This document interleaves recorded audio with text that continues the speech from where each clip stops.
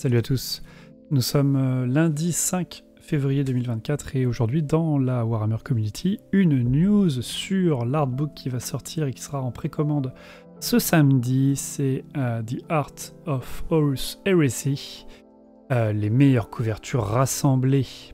Le premier roman Horus Heresy est sorti il y a un peu moins de 20 ans, qui s'appelait Horus Rising, écrit par Dan Abnett. Et c'était le premier récit d'ouverture de cette fantastique épopée qui compte près de 70 livres. Déjà bravo, si vous les possédez et si vous les avez lus, ça fait un sacré marathon. Dites-moi si vous l'avez fait, chapeau à vous. Et il faut savoir que chaque couverture de ces 70 presque bouquins, à l'exception de la première, toutes les autres ont été dessinées par un seul artiste. Donc très intéressant ça. Le style inimitable de Neil Roberts mélange un réalisme sinistre avec des éclairs choquants de fantastique et a défini l'apparence de l'hérésie d'Horus pour les lecteurs du monde entier. Alors maintenant, Black Library publie un livre cartonné en format A4 de 320 pages qui rassemble chaque œuvre de couverture. Il était dit dans les précédentes news qu'il y avait plus d'une centaine d'œuvres. Donc vous prenez les 69 livres plus des autres dessins annexes et vous avez un peu cet artbook de 320 pages. Alors 320 pages si on calcule et qu'il y a 100 œuvres, à mon avis il y a d'autres choses à côté. Donc il y a des, voilà, en format double page, vous allez avoir des superbes grands formats sur papier glacé et puis des commentaires de Neil Roberts en anglais, des commentaires de ses dessins. Voilà. On va continuer la lecture de ce Art of the Horus Heresy. L'art de l'hérésie d'Horus est un incontournable pour tous les fans de l'hérésie d'Horus, contenant une sélection organisée de plus de 200 illustrations, j'avais dit 100, pardon, plus de 200 illustrations de couverture complètes, donc vraiment toutes les couvertures des hérésies d'Horus et de Siège de Terra, depuis Horus Rising jusqu'à The End of the Deads Volume 3, tous présentés sous forme d'images magnifiques de haute qualité et en couleur.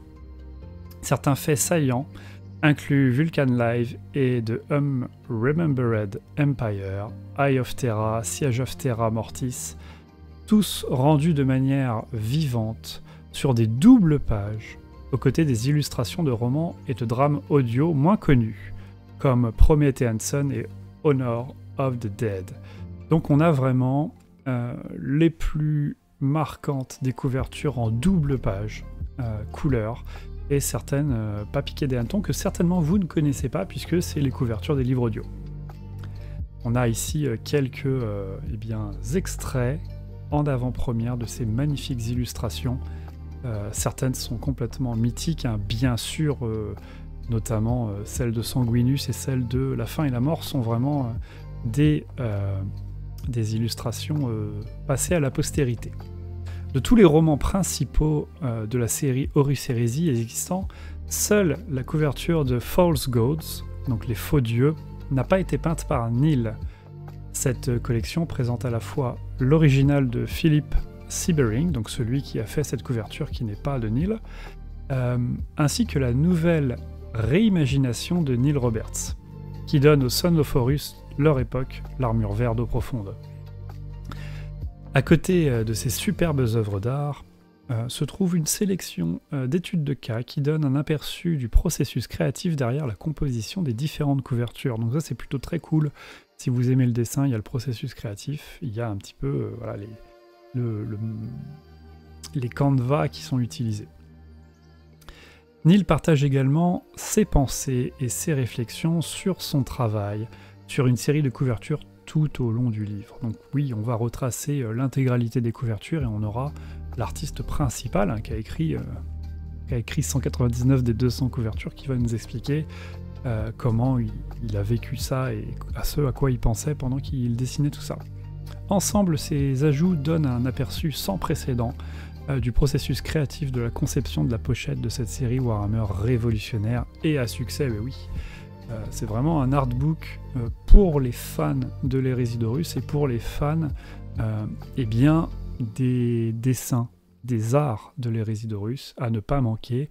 Alors il sera en anglais. Ce livre est au format A4, limité à 6500 exemplaires et sera disponible en précommande à partir de samedi là, comme d'habitude, sur le site de Games. C'est le complément parfait à toute collection Black Library et une décoration élégante pour n'importe quelle table basse. Renseignez-vous auprès de votre magasin local pour découvrir comment il célèbre la Black Library.